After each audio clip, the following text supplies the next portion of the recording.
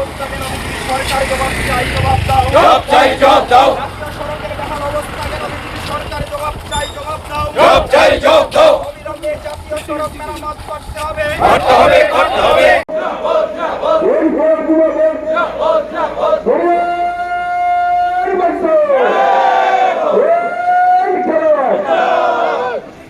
দুই 2018 সালে সরকার পরিবর্তনের পর ত্রিপুরা রাজ্যের বিজেপি জোট সরকার এই নির্মাণ কাজের দায়িত্বে আসে। ত্রিপুরা রাজ্যের এই বিজেপি সরকার নির্মাণ কাজের দায়িত্বে আসার পরেই এই কাজে নিম্নমানের সামগ্রী ব্যবহার করা হয়, নিম্নমানের কাজ করা হয়। তাতে 3 মাসের মধ্যেই রাস্তা ভেঙে চৌচির হয়ে যায়, বেহাল অবস্থা, জনদুর্ভোগ চরমে, মুমূর্ষ রোগীর জীবন মৃত্যুকুলে ঢলে পড়ে রাস্তার ভগ্নদশার জন্য। এই রকম পরিস্থিতিতে সিপিআইএম লাল ঝান্ডা চুপ থাকতে পারে না। আমাদের রাজ্যের মুখ্যমন্ত্রী মানিক শাহ, রাজ্য সরকার, বিজেপির জনপ্রতিনিধি নেতারা বলছেন ত্রিপুরায় এই বেহাল অবস্থার জন্য দায়ী ত্রিপুরার নরম মাটি, ত্রিপুরার অতিরিক্ত বৃষ্টি। তিনি দুর্নীতি আর ব্যর্থতা ঢাকার একটা অপচেষ্টা করছেন। আমরা তার তীব্র নিন্দা জানাই, ধিক্কার জানাই। নতুন রাস্তা হলে এভাবে ভগ্নদশা তৈরি হয়।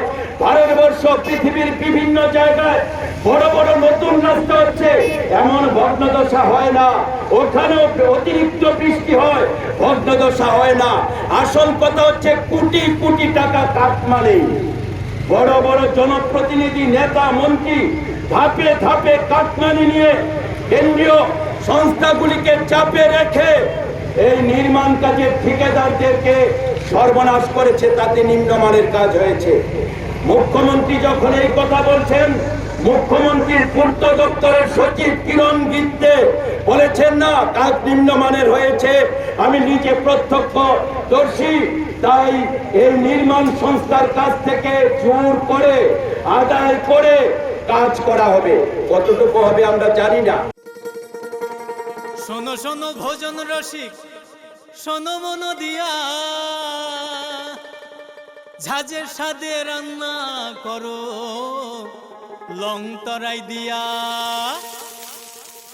ইলিশ সর্ষে পোস্ত বাটা যেমন ইচ্ছে নাও, মালাই চিংড়ি মাংস কষা চেটে পুটে খাও। আহা চেটে পুটে খাও, আহা চেটে পুটে খাও।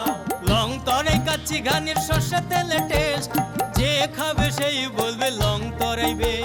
লং তরাই সর্ষের তেল, ঝাঁঝে স্বাদে তোমাকে চাই। আহা লং তরাই